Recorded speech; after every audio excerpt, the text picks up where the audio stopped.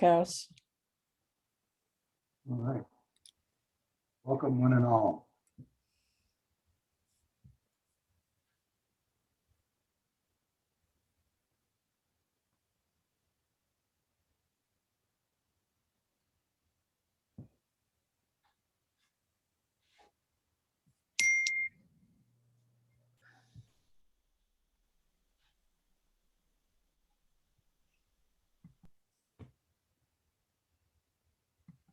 All right. Well, I guess it is 10 o'clock or shortly thereafter. I'm going to call this meeting to order. And I'm going to turn it immediately over to Ian Strauss, who will chair the forum. Ian, it's all yours. Sure. We're running the forum on a schedule.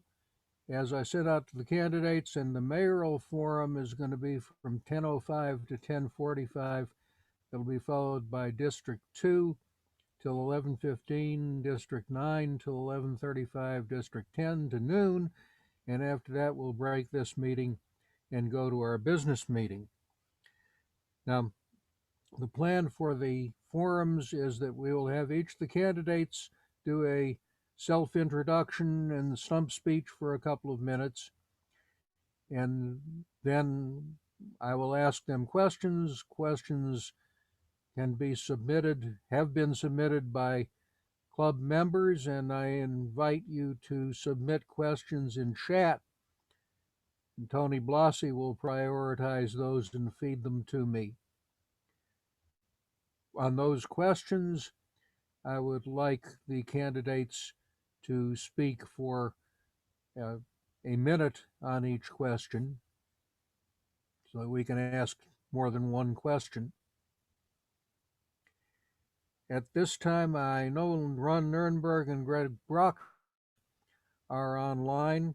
Do we have Tim Atwood or Frank Muniz online? Tim Atwood is here. Tim Atwood is here. We have not seen Frank Muniz. Okay. I will rotate the candidates so that no single one always speaks first or last, since obviously if you speak last, you have a chance to sound cleverer in response to a question. So let us begin with the mayoral candidates and begin with your self-introductions and stump speeches. Tim Atwood, would you please speak for 2 minutes? I was just about to ask if I could go last so that I would sound more clever. But yes, absolutely. Thank you. Good morning. Thank you for this opportunity to join with you today.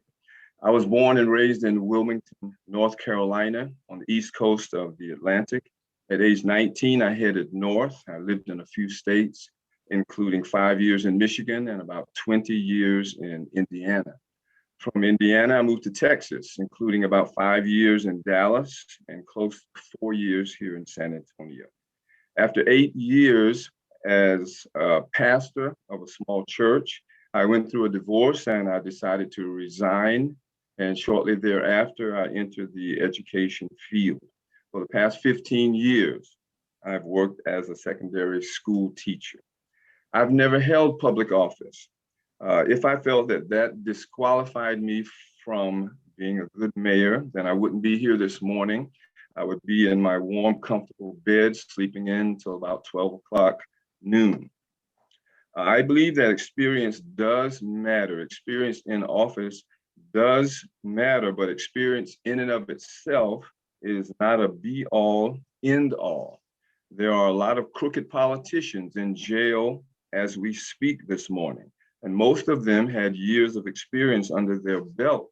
And actually that was part of the problem, because their years of experience emboldened them to manipulate the system and circumvent the law and enter into all kinds of malfeasance and begin to serve themselves instead of the people.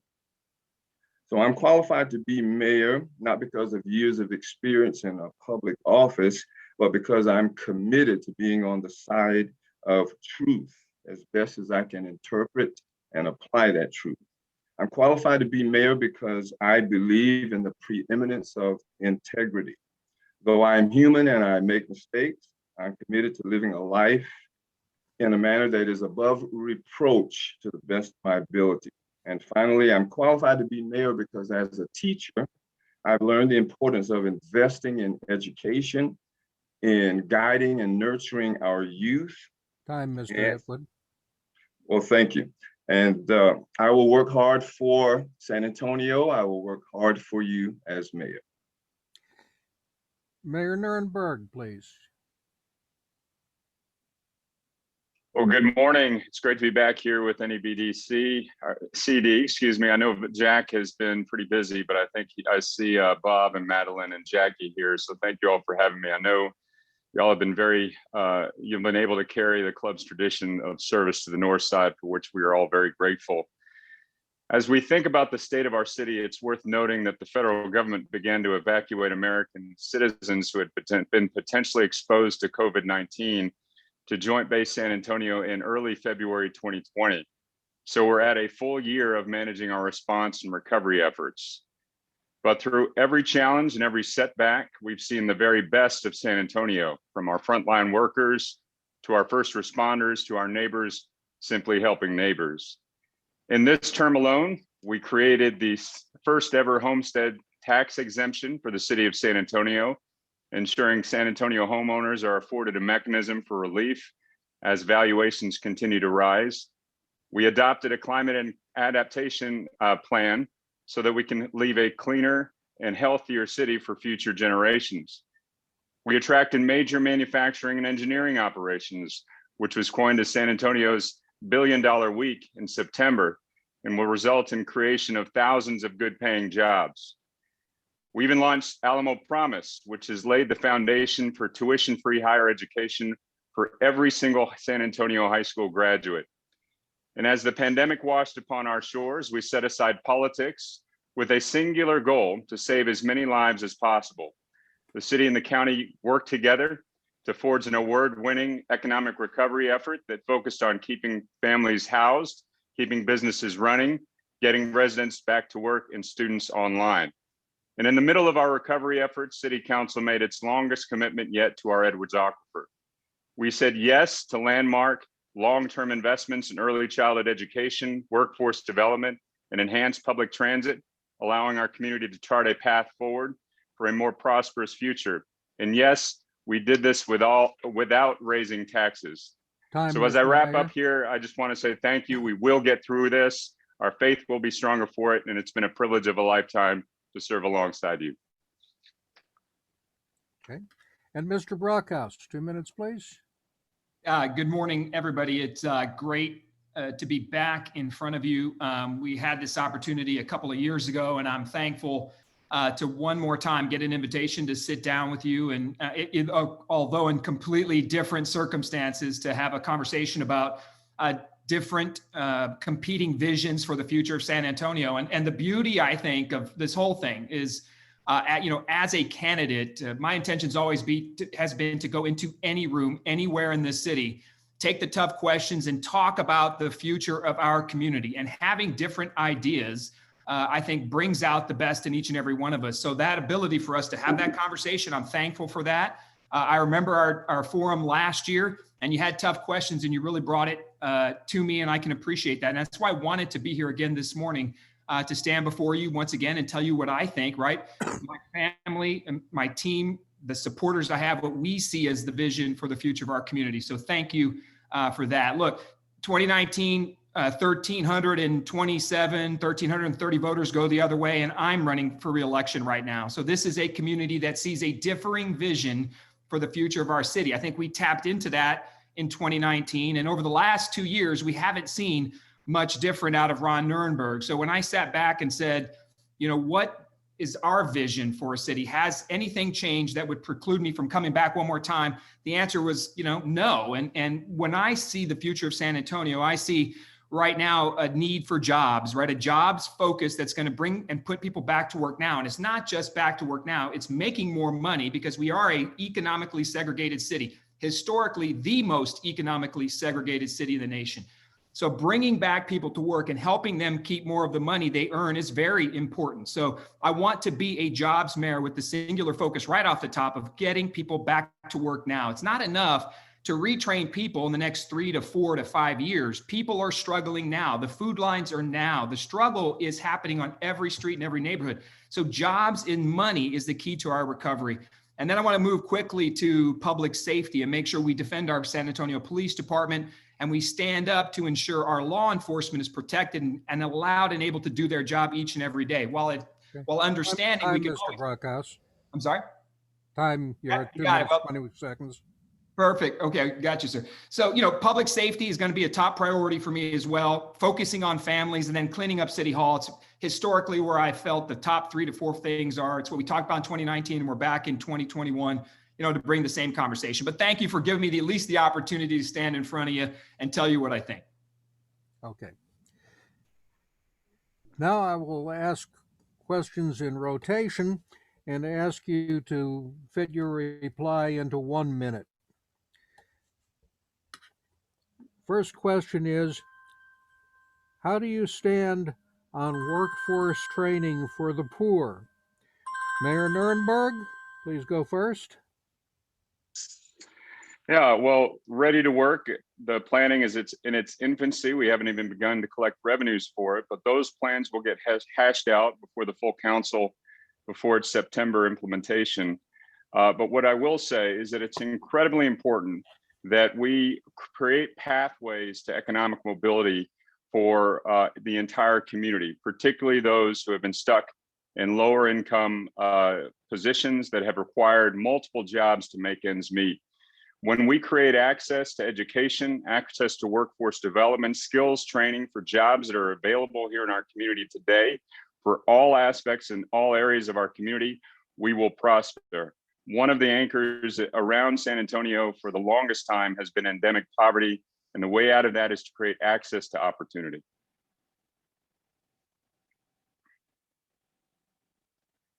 Okay. Second, to answer that question, may we have Greg Brockhouse, please, for 1 minute.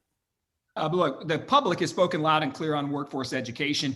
And of course, I support it as well, as long as it's targeted towards those who need it the most. But if you take a good look at what City Hall's answer for that was, workforce education and training program, and the jobs they created initially were 65 new city employees, right? So they took our tax dollars and they jumped out on a plan to say, let's create a larger city bureaucracy. Even the supporters of Mayor Nirenberg, folks like Cops Metro and other organizations that helped him pass that were incredibly upset with him that he took the short-term answer to bloat the city bureaucracy instead of putting the money where it was supposed to be, and that's in the education and workforce training component. So look, one of the first things I do is completely disband that idea of hiring 63, 65 new city employees, work with our partners we already have, Project Quest, the Alamo colleges, and put the money in the hands of the experts and let them build the jobs, opportunity, the training that makes sense. Creating an entire new city department and an overpaid city executive is not the answer. And I think that was just the first step into what was a misleading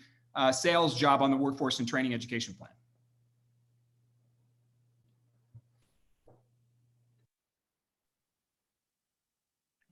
Unmute yourself, Ian. And can we hear from Tom Atwood on the workforce training question? Well, clearly, workforce training for the poor is essential to bouncing back from this pandemic. I recall reading some time ago that of the 25 major metropolitan areas in the country, San Antonio is number 1 in terms of the poverty level of its citizens. I think the overall percentage around the country is about 12% that live in poverty. In San Antonio, as I recall, the article said it's about 20%. So that workforce training obviously is just a very vital piece of the puzzle that not only helps us bounce back from the pandemic, but that helps us address this problem of being the number 1 metropolitan area in the country in terms of poverty level. So I do applaud that initiative that is taking place at this time. It's needed. because workforce training will lead to participation in the workforce. And obviously, I think that's a vital piece of the puzzle. There are more pieces, but I believe in recognizing and acknowledging the good. While there are some glitches that need to be worked out, I think it's important to acknowledge the good of the program that is in place right now. Thank you, Mr. Atwood. Our next question is, how do you stand on expanding housing for the homeless and for the simply poor? Mr. Brokehouse? Yeah, as a District 6 city councilman, my team and I went above and beyond on homeless outreach in District 6. We created a specific homeless outreach program, actually modeled to begin with off of Rebecca Viagran down in District 3. So we made homelessness outreach a core tenet of who we were in District 6 in my 2 years on the council. And I think it's just important to recognize that our homeless community are citizens. They deserve to be protected. We have to have a plan in place. I'll give you an example. We saw in the news a week or so ago where we were cleaning out a homeless encampment underneath I-37. And 85 people just dispersed out into really nowhere with no plan. We've done those types of cleanups before. I've done them with teams in District 6. Never have we left anybody without a plan or a location or a place to be. And that comes over time. Our homeless citizens require trust. Sometimes an animal's the difference. They may have a pet, they don't want to take services. I think you go above and beyond to take care of our homeless community, our homeless citizens. And I would support up to and including new and transitional housing opportunities. And folks, you know, it's just personal to me. We had a homeless gentleman die in the parking lot of my council office. He froze to death. And that really sparked it for me. So homelessness is personal to me. I want to take every opportunity I can. We'll be putting out some thoughts and plans on that in the future. But for right now, I stand firmly on the side of our homeless citizens and community and giving them every opportunity to get back to the life they deserve. Okay. And Mr. Atwood, about the homeless, about expanding housing for the homeless and for the simply poor. This is quite a heart-wrenching issue because it seems that no matter what we do, this problem of homelessness just will not go away. The account that I read most recently said that we're still at about 3,000 homeless in San Antonio. I think that that number is low because it's been at 3,000 for the last 5 years or so. So if somebody is in a shelter and that they have to leave in about 1 month, that person still is homeless. So I think we should count them in addition to those living under bridges, on streets, behind buildings. It's really a heart-wrenching problem that requires a multifaceted, holistic approach. For example, in Austin, one of the things they tried was there was this plot of land where they built about 300 what they call tiny houses, tiny homes. And it was for the homeless so that they could have their own place. Tiny little house, and it was in close proximity to a library, grocery store, etc. And that type of project has also been implemented in other places around the country. I was in Dallas one day and filling up my tank, and there was a woman who came up and asked me for $2. And I said, well, I can't give it to you, but if you will help me Time, Mr. Atwood. And I'll wrap up by saying for that woman who was living behind a dumpster in Dallas, affordable housing for her would be a good, well-run shelter. Okay. And Mayor Nirenberg, about expanding housing. Sure. Well, I think we have to acknowledge that the challenge of houselessness requires an all of the above approach, a comprehensive approach, which is one of the reasons why I started my first term by assembling a compassionate, comprehensive housing policy that focused on the need to increase and improve the affordable housing stock in the city of San Antonio. It paved the way to the risk mitigation plan, which is in a non-pandemic year, an opportunity for us to prevent homelessness and houselessness to begin with. And during the pandemic has created now the largest emergency housing assistance program in the nation by orders of magnitude. We have to prevent people from having to be forced out of their homes to begin with. Now, the challenge with unsheltered and houselessness, folks, is that it also requires an all of the above approach. It's not housing first. It's not just wraparound services. We need to reach folks where they are. And that includes outreach to understand the challenges that resulted in houselessness, which we have done extensively, but also recognize that not one solution fits everyone. The folks that were abated by or ordered to be abated by the state, which is what happened under the bridge at 37, were being reached out to for many, many weeks. We have to connect people with services, but it is an extraordinary challenge because it takes a long time and people don't always accept services, but we have to continue to do that. We have an abundance of transitional housing that's being made available. We are also potentially going to buy a hotel to make those options more permanent. But we need to, again, have a comprehensive approach, which is how we've approached it, to connect folks with services, provide them with options, and ultimately get them off the street into safer quarters. And then again, we can't abandon them after that either, because families need a way to make income. And that's where training and job opportunities, economic opportunity also are part of this continuum. Time, Mr. Nirenberg. Our next question is,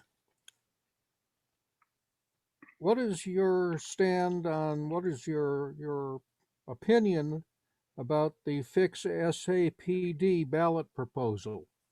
And we'll begin with Mr. Atwood.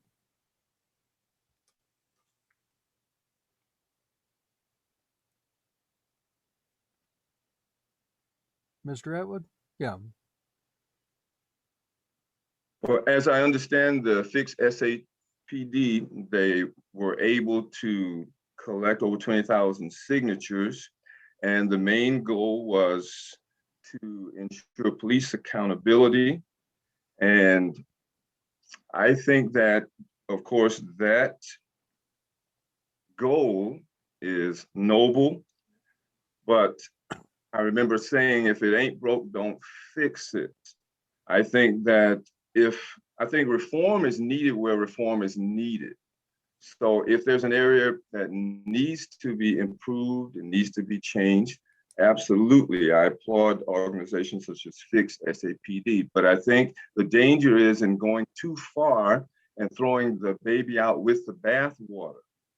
And I think that it's a mistake to punish SAPD for what happened in Minneapolis or Baltimore and other places. So I think that we have to take a balanced approach, and we have to look for solutions that don't actually make the situation worse. Okay, time, Mr. Atwood. Mayor Nirenberg, what is your opinion on the Fix SAPD ballot proposal?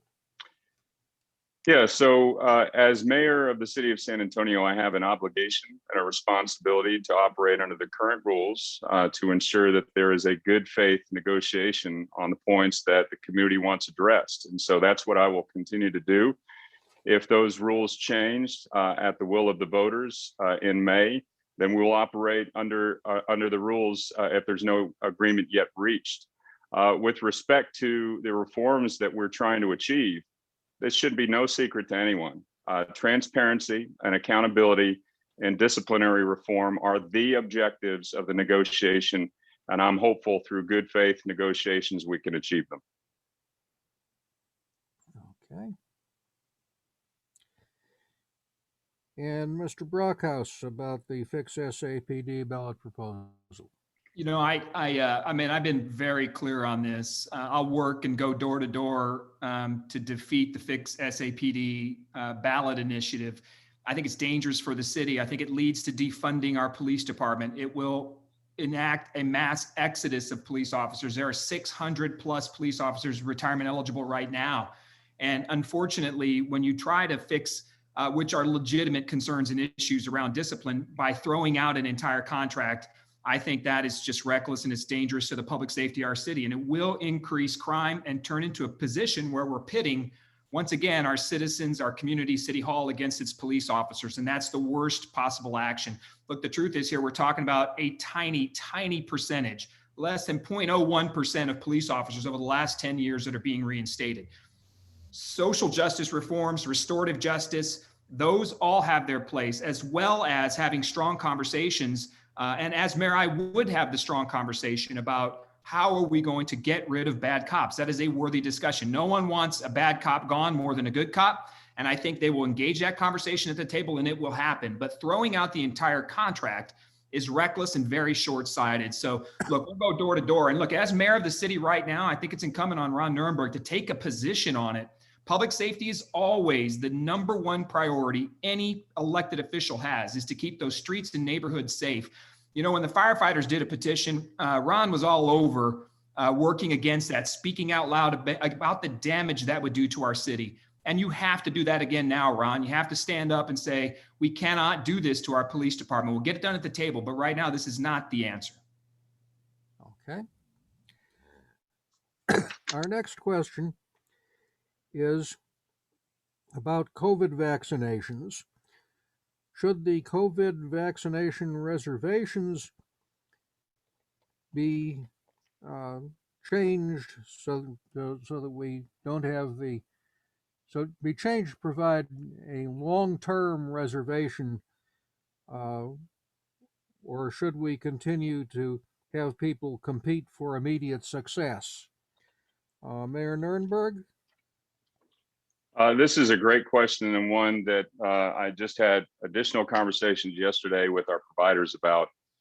We need a long-term reservation system. Unfortunately, to affect a long-term reservation system, we need a long-term supply line, which we do not have from the federal government or the state government. So as you've seen, the temperature has increased on them a little bit because of the fact that they are citing vaccine mega sites in places that, that they've begun to roll those out. We need one here in San Antonio. We also need them to make good on their promise for a 3-week manifest to local communities.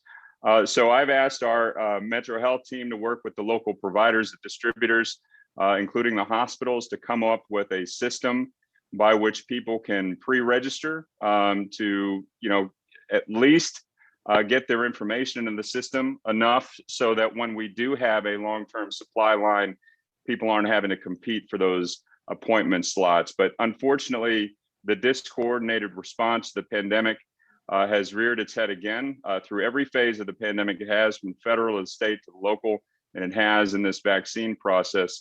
I do believe the Biden administration is going to get its hands around this because they care about doing so. But time will tell, and the clock is ticking. Okay. Mr. Brokehouse, about COVID vaccine reservations. We should have had that straight up from the beginning. Every major city in Texas has a wait list. And we have problems with our vaccine rollout. It's evident. I think the media hasn't been as in-depth on it as it could have been in holding City Hall accountable to the breakdown. So number one, yes, on vaccine wait lists, we should have done it. It does offer hope. I watched Dr. Bridger, who's the leader of Metro Health, turn around and basically thumb her nose at City Hall and say, yeah, we're going to move on from this discussion. It's something we're not going to do. City Hall leads this community. The mayor leads this city. And I would have directed Colleen Bridger and everybody at Metro Health to take a step back and understand that a little bit of planning, an opportunity for people to have some hope and to hop on a vaccine wait list is important. It should have been done immediately, just like the initial rollout of the vaccine enrollment program centered on a digital online enrollment system. The fact is, we're in one of the most digitally divided cities in the nation. There are people struggling now, seniors who can't dial fast enough or making 200 phone calls a day to access these vaccines. These are basic steps that should have been taken right out the gate. And I think a little hope is not a bad thing in this piece. And that is, and look, you can say that's a lot of accountability on the government, and I'm okay with that. I mean, someone who's on a vaccine wait list has an expectation of their government that a vaccine is coming. I'm Mr. Brokehouse. And Mr. Atwood, about COVID vaccine reservations. I think that, pardon me, I think that the long-term reservations is a good idea because so many want and need the vaccine. one main concern I have is the lack of certainty about the effectiveness of the vaccines, the 3 prevalent vaccines, with respect to the variants that are out there. There's one place, for example, in South Africa, where they actually stopped vaccinating their citizens because it was not clear that the vaccine was actually going to be effective against the variants that were spreading so quickly that in a few months it could be dominant, even more so than the original COVID-19. So some of them concluded that it's not wise to continue with this vaccination process at this point. So my hope is that the scientific world will continue the investigative process so that we can somehow get out of this quagmire, because there's so many questions that still need to be answered. For example, we still don't know a lot about the long-term side effects of the 3 prevalent accepted vaccines. So my hope is that this process will continue and provide us with the answers that we need. Okay. Our next question is, how should we compensate landlords in the eviction moratorium? Mr. Brokehouse? So part of a housing strategy, and I know it was mentioned earlier about an all-encompassing housing strategy, and there becomes an entire conversation on being near homeless as well, and how we invest and put money into these landlords and the property owners. So I think we have to be very careful. And I don't mind, and I think we should engage opportunities to invest our dollars and resources into a program that stops near homelessness, that helps people pay their rent. And I'm completely on board with that. But we also have to be cognizant of property rights and landlord rights as well. And we have to ensure that they are receiving their fair share as well, because they will lose and fall out of property ownership themselves. They have mortgages due. So it's a fine balance in both of them. And what I would say is we have to work through the program, right, to give the dollars to the landlord themselves. And I would make sure we allocate the resources directly to property owners. We just have to be very careful with it. And I think you have to have analytical data on who is near homeless. Are there other means or methods to help these folks? For instance, CPS cost reductions, SAWS cost reductions, other tools that are going to help us. But again, this all comes back as well to job creation and people making more money and keeping more of the money they do make. If we have landlords that are struggling in the city and they foreclose and lose properties, renters are out of those properties as well. So it is a balanced approach. It's going to require a focus on both. And, that's something we have to engage in. It must happen quickly. Okay. Our next question, knowing the effects of trees on maintaining water supply in our dry environment, and the San Antonio Express news article on the 206 exemptions granted by the city's development department. Mr. Strauss? Yeah. I don't know if you wanted Mr. Atwood or myself to respond to the previous question. Oh, I'm sorry. I'm sorry. I got mixed up. I was on the phone with Tony. Yeah. So, Mr. Atwood, how should we compensate landlords during an eviction moratorium?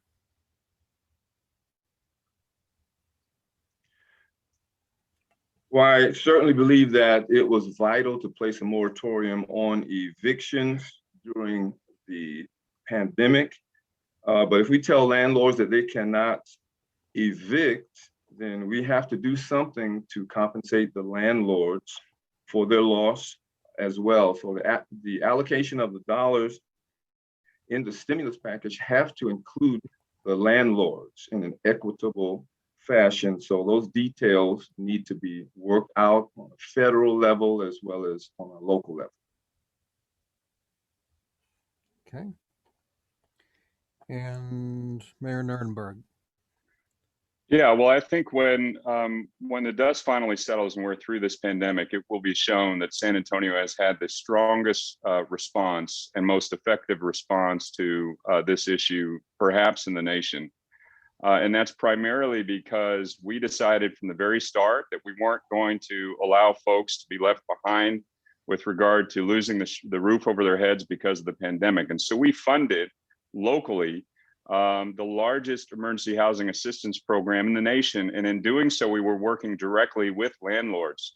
Our housing payments go to the landlords, which provides relief to the renter as well as the landlord, and keeps everyone whole. So there's not a bill that comes due at the end of the pandemic that puts someone on the street. Since then, we've gotten additional $46 million from federal assistance coming that will be utilizing the rules that we established here in San Antonio. And you may have just seen that in the last couple of weeks, the state approved their own rent relief program of $1 billion that will be added to ours.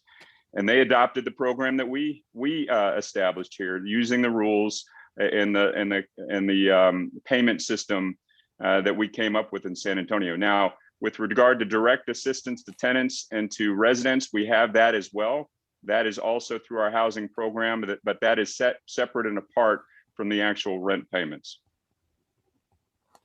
Okay. Our next question is, knowing the effects of tree coverage on the water supply and the recent Express News article on 206 exemptions, how will you get San Antonio back on track on our tree coverage? And we'll begin with Mr. Atwood.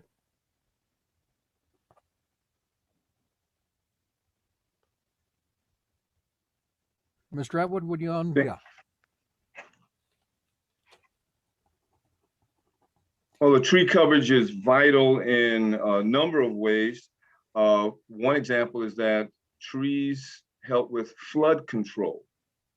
And there are certain areas in San Antonio where flooding is a problem, maybe not where you live, but close to where I live. After 10 minutes of moderate rain, I have several streets that are flooded and are not passable. I have to find an alternate route to get to work or get to home. So trees help reduce the heating costs and cooling costs. Trees save energy through keeping things cooler when we are experiencing the hotter weather in the summer, and trees provide a break for us on the windy days. They help to shield us from the high wind. So it's very important to do what we can do to conserve trees and support those programs that realistically support the conservation of trees. All right. And Mayor Nirenberg?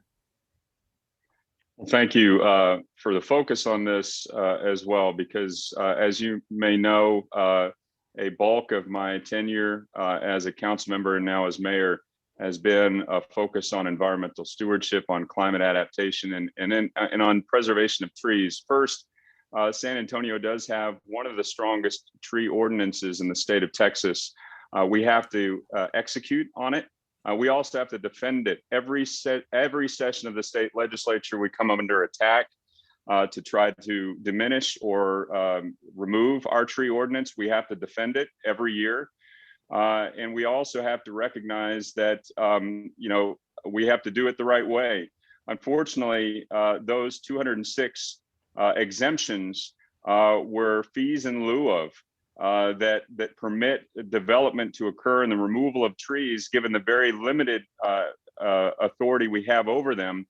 The challenge that we're facing with regard to overall tree canopy in the city of San Antonio is flat out urban sprawl, which is why we also have to implement our SA Tomorrow plan. We have to require more stringent development standards when it comes to developments that occur outside of the city limits. For years now, we have rallied to get the county some development authority so that it doesn't require, or it doesn't remove all ability for us to protect environmental assets when people just develop outside of the city limits. So tree canopy is extremely important. We have to preserve the rules that we have now. We have to be fair about it, but we also have to defend ourselves from being able to or seeing the removal of the very limited authority we have to begin with. Okay. We have, and Mr. Brokehouse, would you speak to us about the trees? The trees. Speak to us about the trees. Look, I think our tree canopy plan, our tree ordinance is about as strong as it needs to get. And I've come to that conclusion because we also have to balance this development need as well. Part of the problem with housing in San Antonio is that the cost of the home, before you even put a house on it, the cost of the dirt and land, a house is already at a $25,000 to $30,000 cost. So what we're doing with all this regulation to our housing development community is we're raising the prices of homes and we're making it unaffordable for the average San Antonio citizen to buy a house. So I get the need to control tree canopy and I get the need to ensure we have environmental protections in that place. But at the same time, you also have to put people in homes. Home ownership matters. So from my perspective, the pieces around tree canopy are as solid as they are. In fact, I would work a little further to figure out how we can partner with the development community to build houses at a cheaper cost. When when City Hall raises those costs through regulation, it gets passed on to the buyer. There's no other way to handle that. So our goal in any housing policy should be to reduce the cost of a person they can own a home. So I think there's a partnership opportunity here with the development community. I think the tree canopy is strong enough as it is. And I think we have to pay attention to doing things in a balanced manner and not go overboard where we're pushing people out of affordability into the economic issues like home ownership. Okay. Time, Mr. Brockhouse. We're moving close to the end of our mayoral forum time. I'd like to give each candidate 30 seconds to sort of give us a wrap up. Can we hear a wrap up from Mayor Nirenberg? Yeah, I want to say thank you to everyone here. I know this has been an extraordinary challenge for our entire community, and in each of our own walks of life, we've been doing our part to protect the life and safety of others, including our own family. And so I want to thank you for that. And I know there are some who have worked in the medical field. Let me particularly thank you, as well as our teachers and other folks who have simply not had the opportunity to work from home. That sacrifice is certainly recognized and appreciated. Look, as I talk to my peers around the country, which I do on a daily basis, it is very clear San Antonio is on as strong a foundation as any in the country to come back stronger than this. And perhaps we entered the pandemic with more challenges than any. So I'm optimistic about the future. I'm optimistic about our community. I hope you feel the same way. You should. And do know that we will get through this. We will get through this together as we normally do. Your endorsement made a difference for me in 2019, and I humbly seek your support for re-election to a third term. It's been an honor to serve you, an honor to serve alongside you. Thank you very much. Okay. And can we hear from Mr. Brockhouse as on a wrap up? Again, thank you for the opportunity to be here. Ron Nirenberg and I see San Antonio in a completely different future. And I'm looking forward to making that argument. My number one goal coming here today, and you endorsed the mayor in 2019, and I appreciate that and I respect that. And going forward, I have no expectations of anything other than you will always have an open door with me. And as I go through the campaign, I can get better. If I learned anything out of 2019 is that I cannot do it on my own, and I have to show up each and every place and work as hard as I can to get a vote. We may disagree on core issues, but at the end of the day, if I'm your mayor, I'm going to be a mayor for everybody in San Antonio, and nothing's going to stand in my way to work each and every day to get to the things that matter most to all of us. And I can learn as well. There are issues I need to think about and change on, and that will come over a course of a campaign. But know this, I'm here today simply to answer your questions, stand before you, and if we differ, we differ. If we agree on something, great. But at the end of the day, I'm here to make sure you know who I am. I'm open and accessible to it, and I will always be there asking for your vote. And if the endorsement goes the other way, I'm fine with that too. Obviously, it's happened in the past, but to me, I'm just thankful for the chance to be here and to say what I think, and just to keep an eye on the election over the next 60, 70 days. We'll have some fun with it. I hope everybody stays safe. And I'm thankful again, seriously thankful for the opportunity to stand before you and at least talk. And it matters, and it's much appreciated. Okay, and Mr. Atwood. Thank you as well for this opportunity to be with you today. I'm assuming that the Northeast Bexar County Democrats, I'm assuming that you're not a monolithic organization and that you as individuals have the freedom to vote for the person that you think would make a good mayor and to follow your conscience. And having said that, I'm running as an independent because I'm committed to being on the side of truth to the best of my ability to interpret and apply that truth. For example, if I believe that the Republicans are on the side of truth on a particular issue, I stand with the Republicans. If I believe that the Democrats are on the side of truth on a particular issue, I stand with the Democrats and I advocate for that position. And I think that is the only mindset that a mayor should espouse. And that keeps me above the fray of political partisanship that has ravaged this country for too long. And of course, we've seen the culmination of that in what has happened in Washington, D.C. recently. So in conclusion, I believe that I'm qualified to be mayor because I believe in being on the side of truth. I believe in the preeminence of integrity. I believe in the importance of a strong, robust work ethic, and I will work for you. I will work for San Antonio, and I don't care what your label is. My commitment is to be a good leader. Thank you very much. All right. Thank you to the three mayoral candidates who came to us today.